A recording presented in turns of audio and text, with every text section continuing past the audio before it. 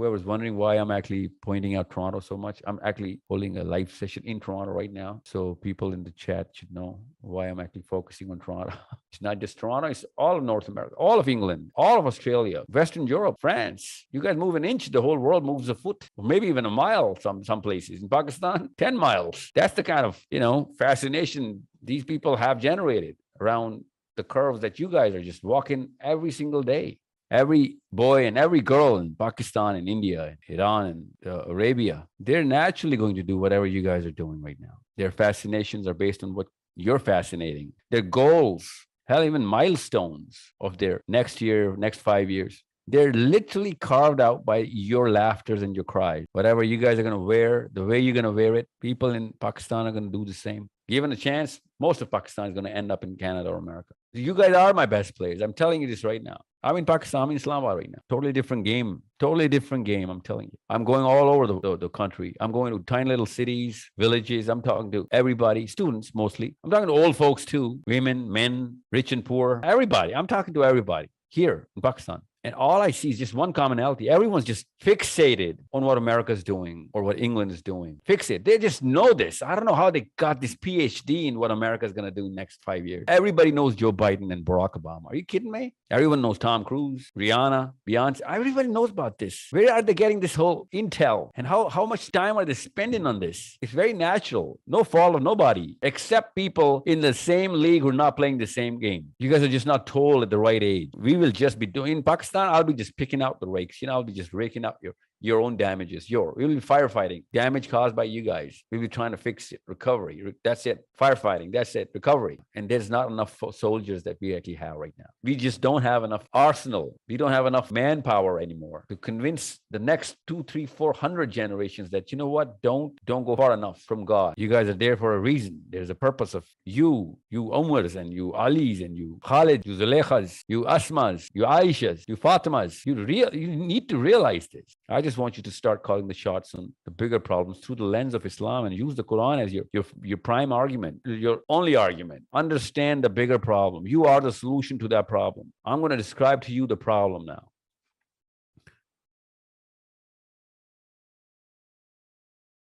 Bismillahirrahmanirrahim. Yeah, assalamu alaikum warahmatullah.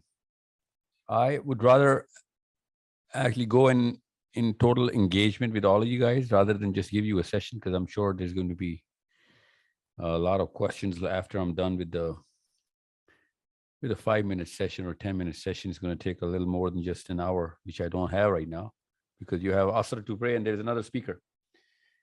So what I want to do is I'm actually on a rampage to try and talk to every Muslim, every young boy and girl who specifically lives around the areas where you guys are.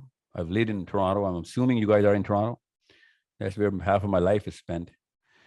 In Vancouver, in Calgary, and Portland, Los Angeles, where you guys are actually going to have a lot more hope from the rest of the Muslims. You need to understand this. I hope everybody can hear me.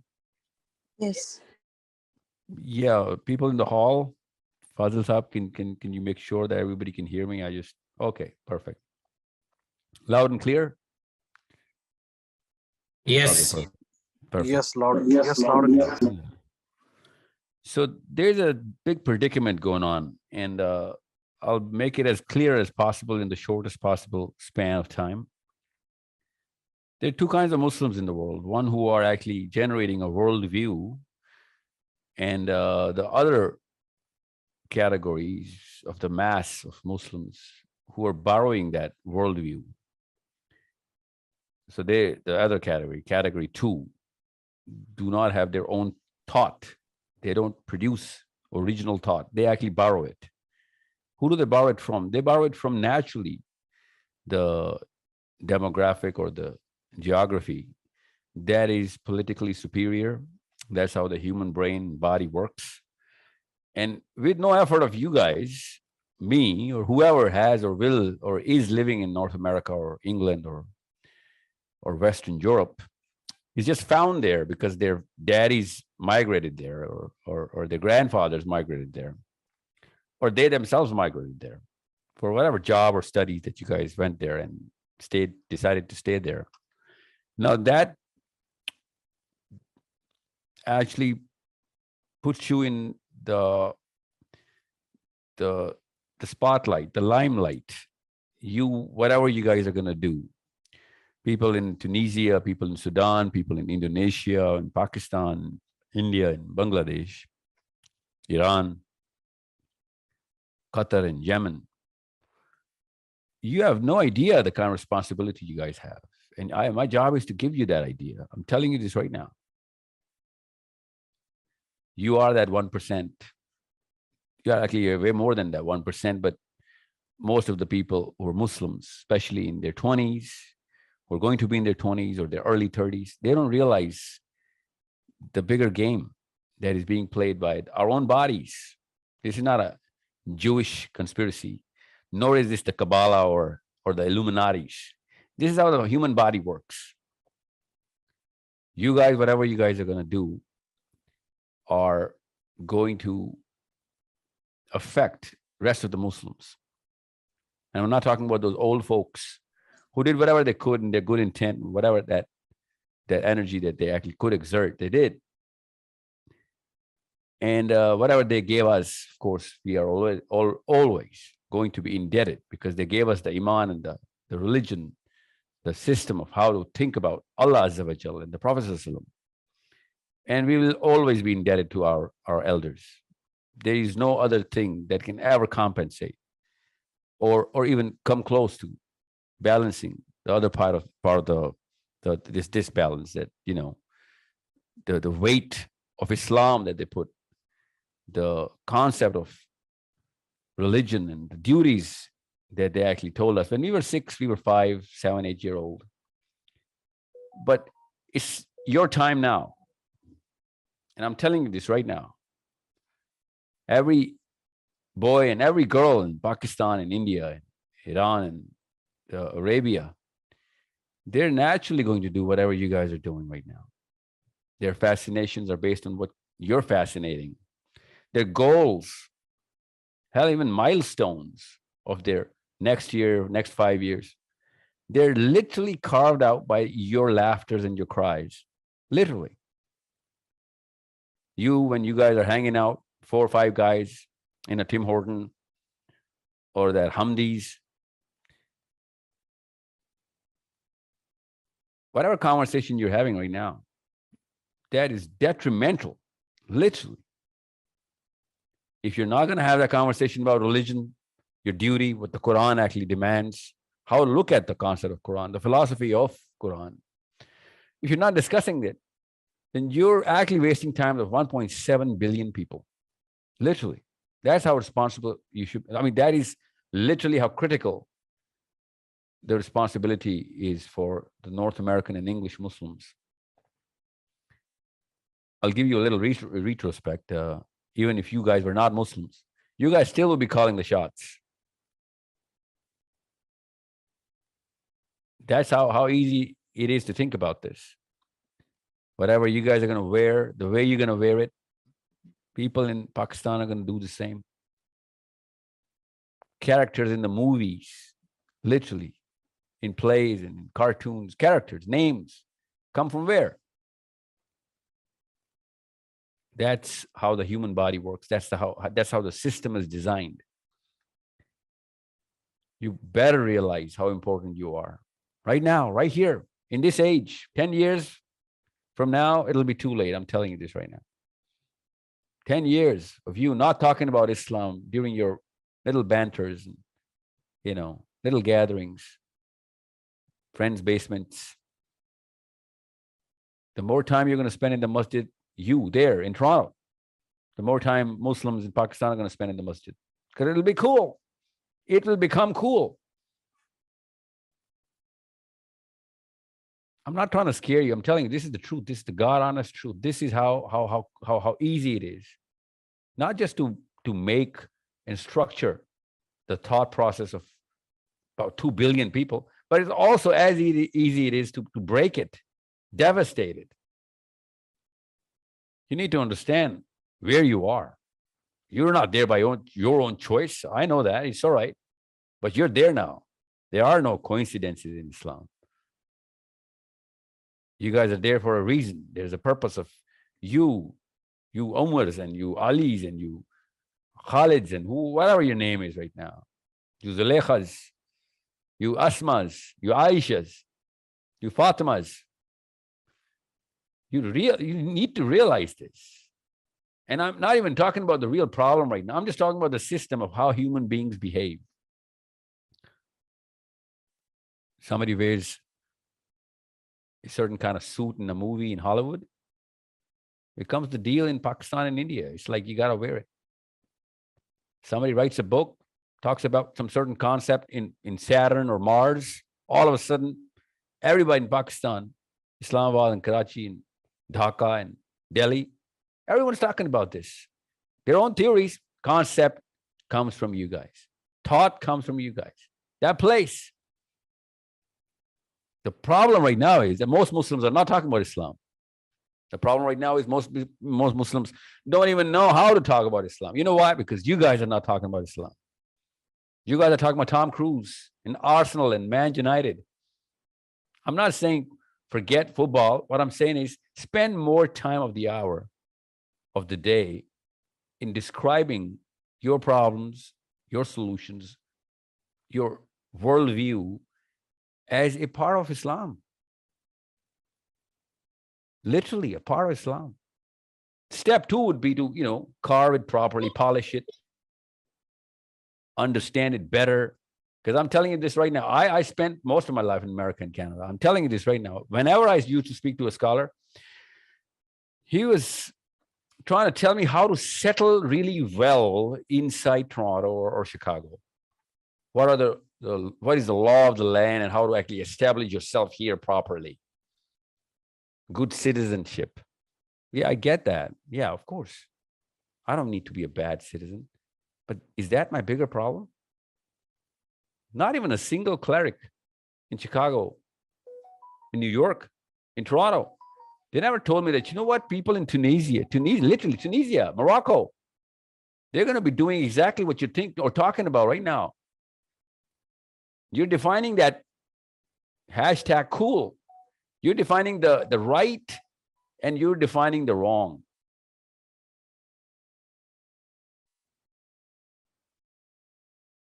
There's this weird theory about this guy called Carl's Ingerman. Carl's Ingerman. He's a pastor. He was a pastor. He died 6-7 years ago. He was 92. And this guy says, you know what? If Victoria did not do whatever she did, there would be less than 100,000 Christians alive in this planet right now.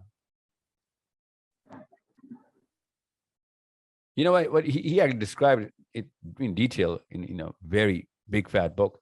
But he talks about how we all speak English, how Toronto speaks English, how Sydney speaks English, how Pakistan speaks English, how South Africa speaks English. And it's not just English. It's not the language. It's the way we look at the world through the eyes of somebody else. So he says, if a Qing dynasty in China, what I'm saying, is not known by anybody other than the Chinese, that just goes to show that 1 billion people can be quarantined into a tiny little place, and 1 billion people could not make anybody else get aware about the Qing or Ming dynasty because they were just Chinese. They didn't talk about the world. They didn't think about those global parameters. Nobody in Pakistan knows, or Toronto knows about Qing dynasty. That's the philosophy. They have a philosophy. They have awesome philosophers. So they didn't do what Victoria did. Okay, so Victoria did whatever she did. Now what? Well, now she set the platform for all of us. All of us. It's not a fluke that you guys are found in those places which are deemed higher politically and socially, and when something actually takes up that political pedestal, it's human nature to think there is also the moral pedestal. That's the problem. And that's a very, very big problem. So the political might will seem right to me. Yeah, it'll seem right to you. And it'll just seem right to you, but it'll be deemed right by your kids. Understand what's going on here. Understand your responsibility. Okay. Now, as much time as you spend on watching Canucks versus the Leafs, I like it too. I get it. But there's a bigger battle going on here. You know what I'm saying? It's a far more superior battle. Your own self-esteem as Muslims require you to talk and think and spend more time pondering upon the bigger problems of the world. Use each other. You guys are all in the same place. You guys enjoy the same flavor of the culture that is dictating the thought process in Spain, literally, in Sudan, in Zaire, in New Zealand, literally. You guys are calling the shots. You don't even know about this. I just want you to start calling the shots on the bigger problems through the lens of Islam and use the Quran as your prime argument, your only argument for that matter. The problem I see is that, you guys were given the throne, okay? You guys were given the power, yeah. You guys were given the class, of course. You guys were just not given the Quran. If you just knew what the game is, you would have used your best player, right? I don't know who's playing for the Leafs these days. It's been a while. But you know what I'm talking about.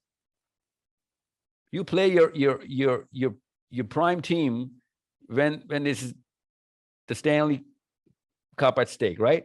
You play your best players. You guys are my best players. I'm telling you this right now. I'm in Pakistan, I'm in Islamabad right now.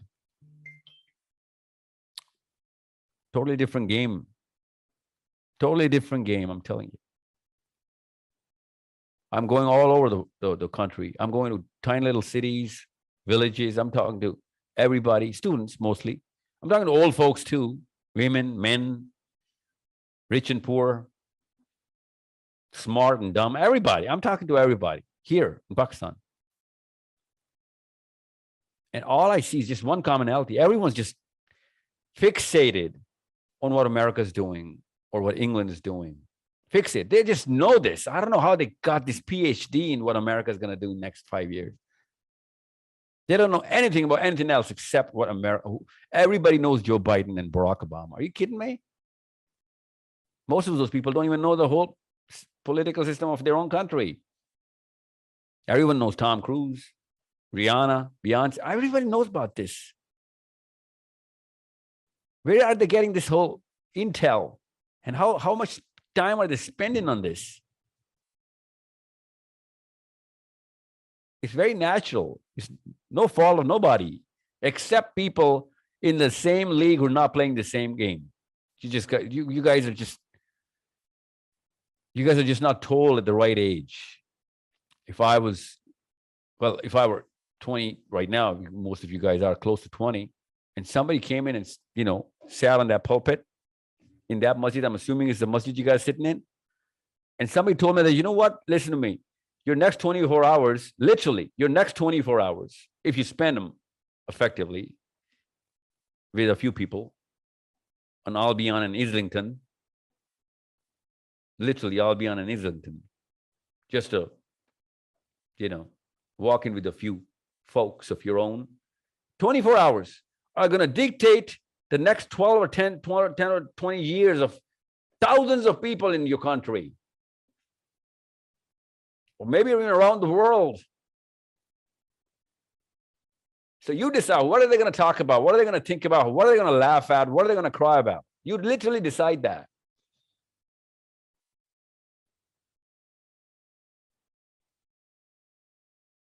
So I suggest right now, you start talking about the bigger problems right now, so that you can use that momentum, which you guys have naturally through your, universities. I'm assuming you guys are students. You guys are going to Seneca or York. You guys are going to Ryerson or UFT. I don't know what you guys are studying right now, but use those campuses. That's the prime of the place that you guys are in already. You guys are already playing that game. That's the top of the game. In that place, in that demographic, climb up that food chain, wherever you are. Because you're inside the tank, you might as well just be behind the cannon, right? Doesn't really matter if you're on the tank and you're not just taking control of the cannon. I know you guys are, in the tank. I just want you to be behind that cannon. Climb up that ladder with the conscientiousness of a Muslim, conscientiousness of Ali bin Abi Talib, conscientiousness of Umar bin Khattab. Climb up that ladder so that you can be the loudest voice for not just Muslims, but all human beings. You should be the most eloquent argument ever placed.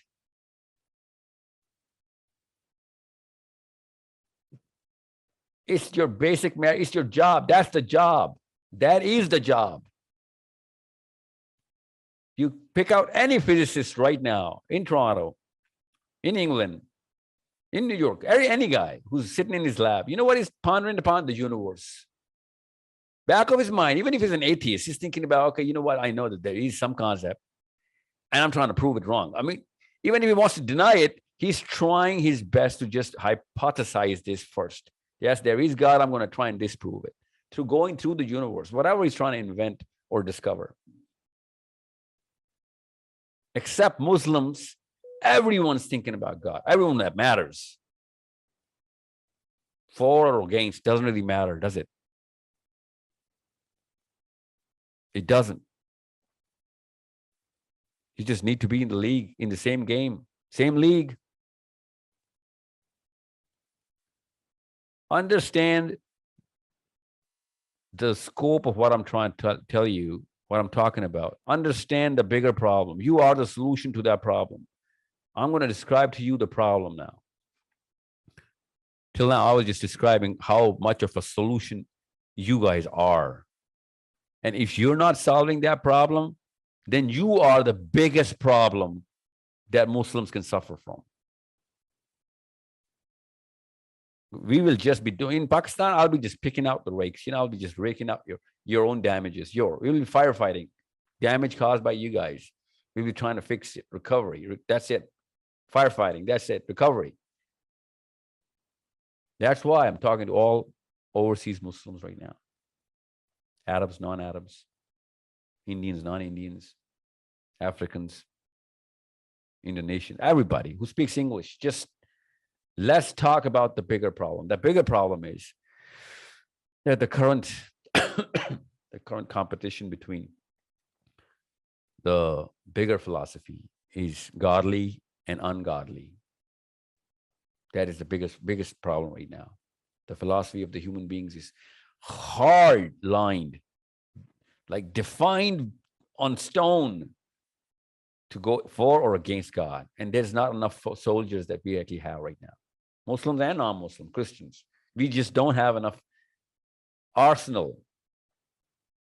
We don't have enough manpower anymore to convince the next 200, 300, 400 generations that, you know what, don't go far enough from God. Allah Azza wa Jal. Atheism has become such a big problem right now.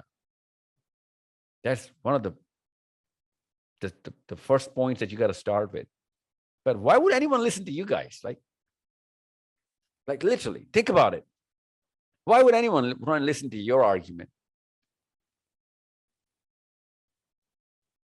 We would rather have Jordan Peterson try and represent, the creationists' argument. Or whoever's going to be the next guy. Or the guy next to that guy. Because Muslims are not coming in the limelight. They're just trying to play the money game too much. Too much. And I can understand when first generation immigrants are playing that game. I can understand that. I mean, I still blame them, but I can understand it. They were trying to make ends meet. They're just changing their whole country, world, their families, everything. They just sacrificed everything to just so that you guys can have a better education in Toronto.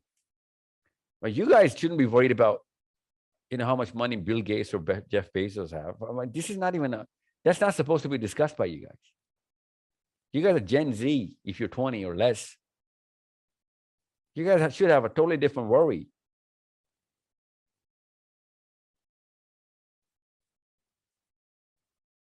The bigger problem that I see in Pakistan, through Pakistan, because when I'm in Toronto, I was riled up listening to all of those khutbah from the Juma pulpits. That why are you not talking about the real issues that Muslims are going through? Why is it a problem for a Toronto imam to talk about global issues of Muslims? Why is the political side of Islam, hush hush? Well, I understood, this guy was a first generation immigrant. I get it. But with this Ukraine thing in Russia, you guys have just gotten a far wider aperture now. A lot more light came into your minds. You guys can talk about a lot of political issues that define your Muslim identity. Ukraine, you know what the best thing about Ukraine and Russia fight is? That now Muslims can openly talk about Palestine.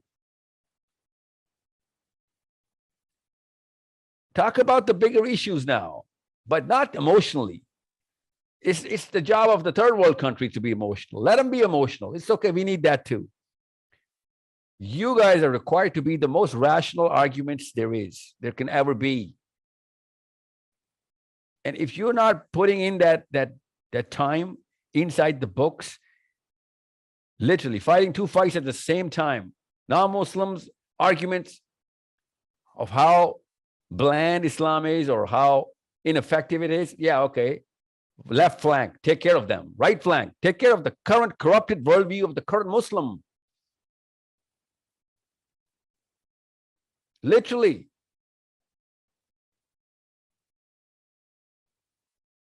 I'm speaking to about 100,000 students a year, literally, more than that, actually. Everyone's got a corrupted, polluted worldview. They don't even know how to define Islam properly. They got this superstitious, weird way of understanding what Allah and the Prophet ﷺ did or wanted us to do.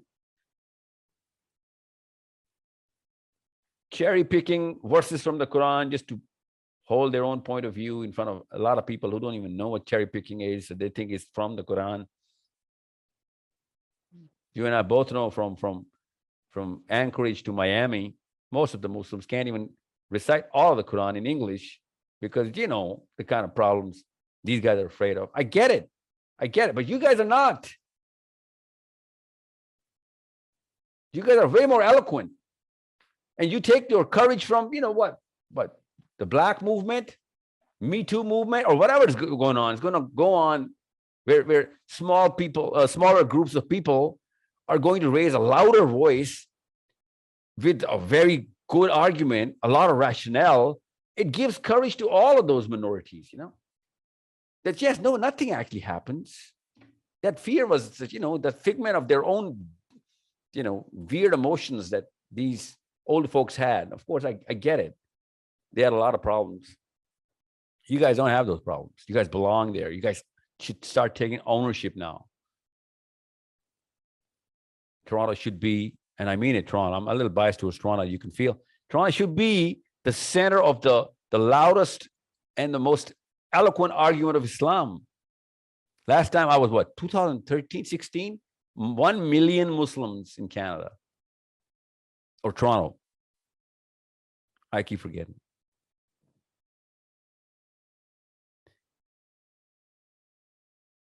You need to understand how I look at you boys and girls. And only for a second, if you get a glimpse of the girls and boys in Pakistan and India, then you'll find the delta. You'll find out why I'm relying on you guys only. Literally, you're my last hope. If you guys don't take up the pulpits, you guys don't take up the pulpits, then might as well just, wrap our heads with white hoodies and just, start forming our own little cults of whatever we believe in. In the name of Islam, literally. You come to Pakistan, I'll show you 1 million cults in the name of Islam through the Quran, You guys are way, way ahead of the game in so many ways. Understand your responsibility. Take take both the flanks. Coming in from the atheistic point of view, try and come up with the best, finest possible ways to rebut, not just to rebut, but to actually create that thought so that this virus is, you know, eradicated from the root. Human beings need you guys to do that, not just Muslims. Take up the bigger responsibility. And then the right flank should start talking to the clerics. Why are you guys hiding a lot of things which are supposed to be told? We're not afraid. Let's talk about the truth. Why are you sugarcoating so many things? Why are you not opening up the whole mind of a Muslim by explaining the Quran the way the Sahabas explained the Quran to the world?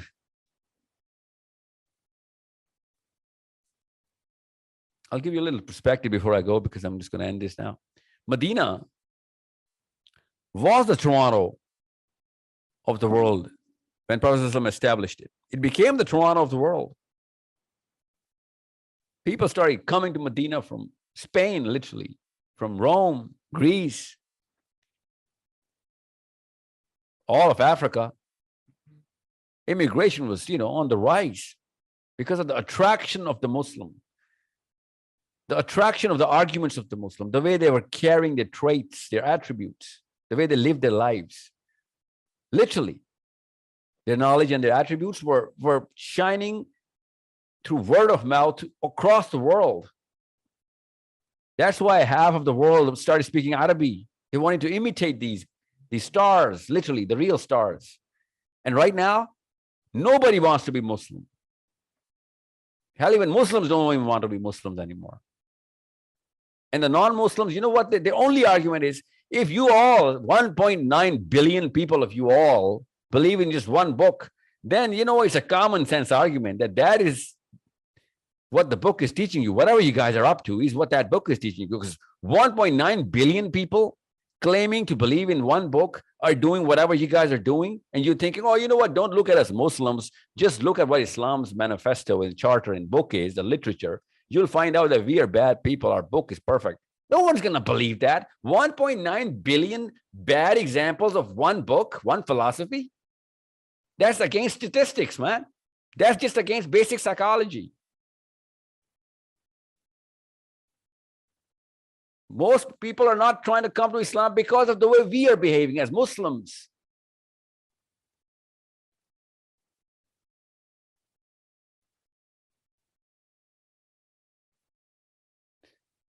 So understand that only a handful of Muslims are going to change the impression. Everybody, whoever did that for his own community, not everybody can change, or not everyone's going to be a moment. Since I'm talking to Toronto folks right now, that's why I'm just telling you this right now. We just need a handful of you to set the right example. A handful of you will become, a country full of us. So both the jobs are in your, you're supposed to do both the jobs simultaneously right now. I swear to you, both. You got to read both of those realms of knowledge, gain it as much as you can, because you have time right now. You guys are young. You guys are trained on how to talk. You guys are very good in communicating your points of view and so many other matters. Islam is actually looking at you. The Quran is looking at you to use that skill for the bigger purpose, the bigger fight. Fix the definitions of Islam inside Islam. Okay, fix your own house, get your own house in order. But you know what? At the same time, you got to stop that onslaught of that external virus coming in, which is trying its best to confuse all our Muslim kids.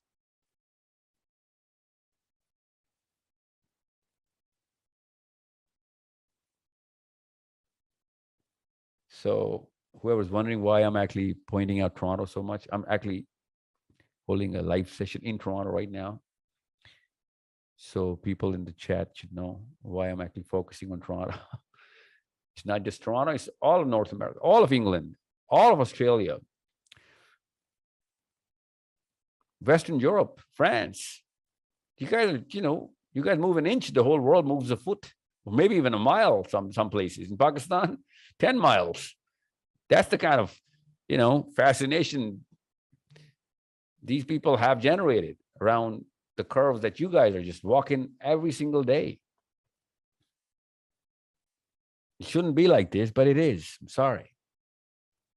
Realize how important you are in my eyes, and everyone who thinks, everyone who knows how the world works.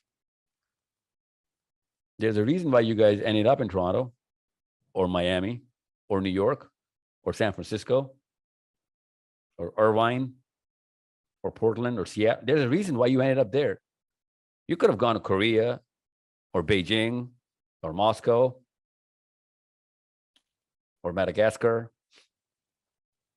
Johannesburg. You didn't end up there. You guys ended up there because wherever you are was that source of created that source of fascination for your old folks. So and then they're not the exception. Given a chance, most of Pakistan is going to end up in Canada or America. Given a chance. Realize the power that you have in your hands, and I want you to channel that through your minds and your words, your works, not just your words, but your works. Cluster up, talk about the real issues. Make your own campuses if you cannot do that in other campuses. Masjid should be your civic center. You guys should be coming to masjid just to talk. Have a cup of tea and talk about real things. In Pakistan, you can't do that in the masjid. You know that? In Toronto, you can. Well, not all of the masjids, but you know what I'm talking about.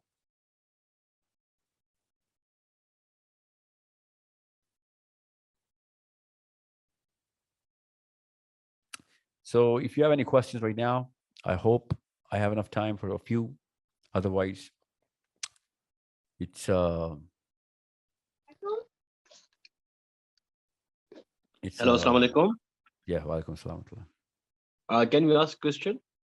Yes, sir. That's exactly what I'm saying. If you have them, just shoot right now. Okay. It's first of all, it's really nice to hear you live for the first time. I'm from Toronto.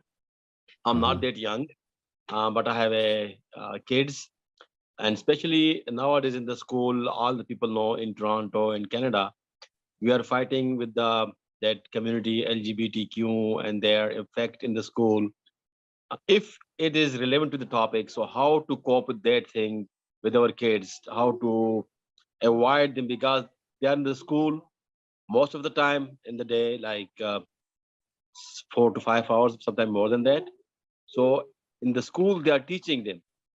So how to avoid or how to teach our kids to avoid such things. Thank you, sir. Assalamu alaikum. You guys are all sitting in that same hall?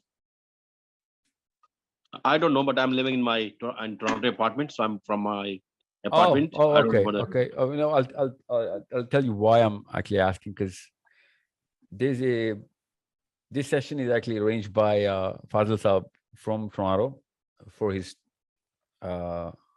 little gathering that we all are actually addressing right now.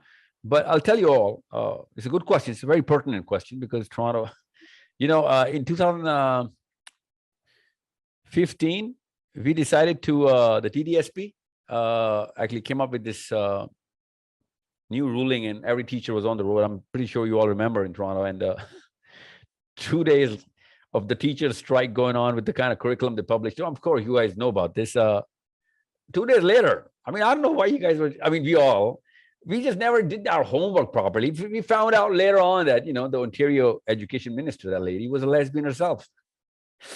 And we were protesting against that, that little piece of curriculum that we were against. So there's a certain thing that you can and certain things that you cannot do, a part and parcel of being in Toronto. And the fact that you guys and we all are not putting enough rational force and creating that. That's exactly what I mean. You guys are supposed to be, and are, I'm assuming that you guys are uh, politically active. You guys are on the street about real issues. And it'll be a big shame on us if a non-Muslim is going to come and change that ruling through his own arguments, through real and very effective political activism.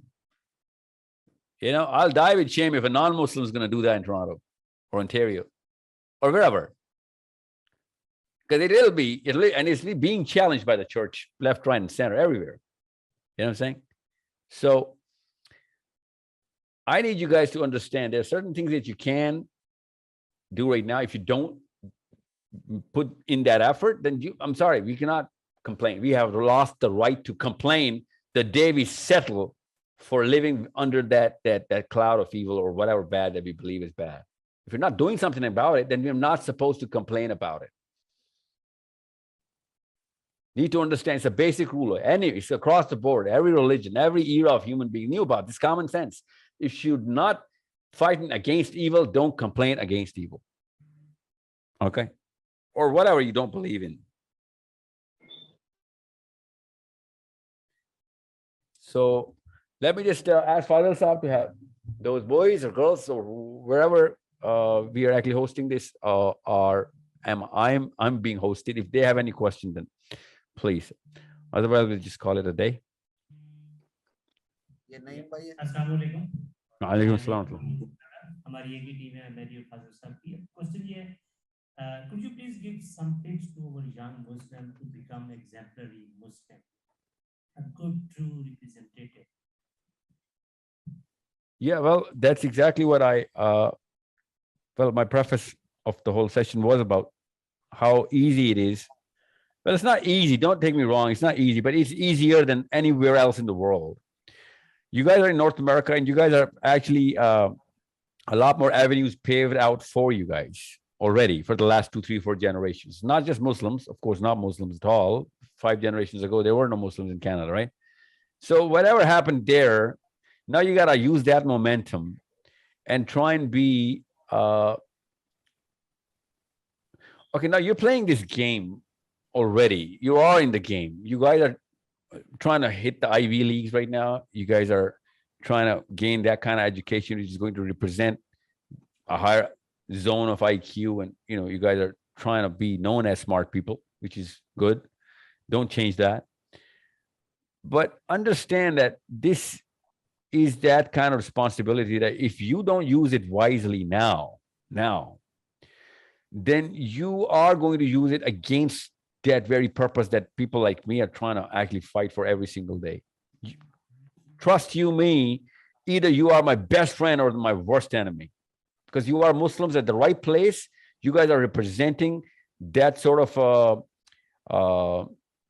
equity, that mental equity. And you guys are not utilizing. I mean, you guys have the nuclear force in your minds, but you're not producing enough nuclear. You guys have the reactors, but not producing that nuclear energy. And I can't fight this war with just mere bullets, because there's too much arsenal on the other side. So you need to be smart. I know you guys have to have those key character attributes. Don't leave no doubts about this. If you don't have that, no one's going to come around you. No one. Even if you're the smartest person, no one. That's basic, okay? You guys have to have that sunnah and sirah absorbed inside your bodies so that people will want to talk to you and would want to rely on you. But that's not going to cut it. I mean, if you don't have it, then it doesn't really matter. You're not even in the game anymore. But if you have it, then you're supposed to be in the stadium. You're supposed to be in the rink. You got to play now. And what are you going to play? That's that asset that I want you to focus on. And that's your higher IQs, your better exposures, your sharper worldviews. And that is where people like me and places like mine in Pakistan and wherever we are actually looking up to that Ivy League and that Muslim, that person, forget Muslim, but that person, Right now, the Muslims right now are in such a plight that even if not a non-Muslim is given a very good argument about God, for God, like John Lennox, I mean, I love that guy, or whoever from the right wing, or that conservative, or that biblical scholar, uh, we are using that as our prime arsenal. It's a shame on us, you know. It should have come from boys like you 20 years ago. But boys, fury. Now, you know, those boys are old people. They missed the opportunity. I get that. They were busy making enough money so that you guys can actually not worry about money like the way they had to. So now they did the grunt work. You guys need to understand your character attributes are going to establish you in the group, but your intellect is going to establish you around the world.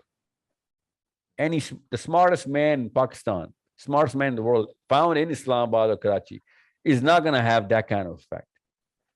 And an above average guy with 110, 20 IQ is going to spend enough time in certain kind of books which are required, is going to change the world. That's how easy it is. So understand how important you are. And that's what I'm going to keep repeating, reiterating, that you are not just any Muslims. You guys have that momentum backing you up. And a lot of industries combined together, regardless of religion, regardless of race, they gave you that momentum. More than 150 years of North America got that momentum in. Now, I need you guys to use it. Classic atheists are using it. You think if Richard Dawkins was called, you know, Abdul Khalik, or let's just say Tariq Masih from Miawali, you think he would have been carrying the same argument? You think you would have known about this? No, nobody would have cared if Tariq Masih from Miawali is, you know, writing a book about atheism. You need to see that momentum of that geography and that demographic is of such an amazing value, and equity is beyond comprehension right now for regular folks in India and Bangladesh and Pakistan and, you know, wherever. So know your place, know your value, so that you would understand that an inch from you is going to mean a mile to us, the rest of the world. But you got to have that inch in the right place, you know, in the right direction. Otherwise, that inch is going to take me back a mile as well. And my kids, literally. So hopefully I'll be in Toronto in February, March, inshallah. I'm coming there for a lot of other reasons because of this Palestine project I'm doing, inshallah. But why do you think I'll give you an example. I was running this Palestine project, couldn't do it in Pakistan. Pakistan, Islamic Republic of Pakistan. Trying to connect Pakistanis with Palestinians. Project is the same. Can't do it in Pakistan. Literally can't. Hell, even the Palestinians are not going to believe in this project. They're like, Pakistan there, forget about it. So you know what I had to do? I had to call in all of my Toronto folks, my friends. They had to establish this little, you know, hub of people and, you know, those legal maneuverability to get money to Palestine. Not just money, but, you know, help to Palestinians so that we can connect Pakistan, every Pakistani, one Pakistani with one Palestinian. Muakhat. Couldn't do it in Pakistan. I'm going to be deemed illegal. They'll put me in jail in Pakistan if I do that project. Palestine.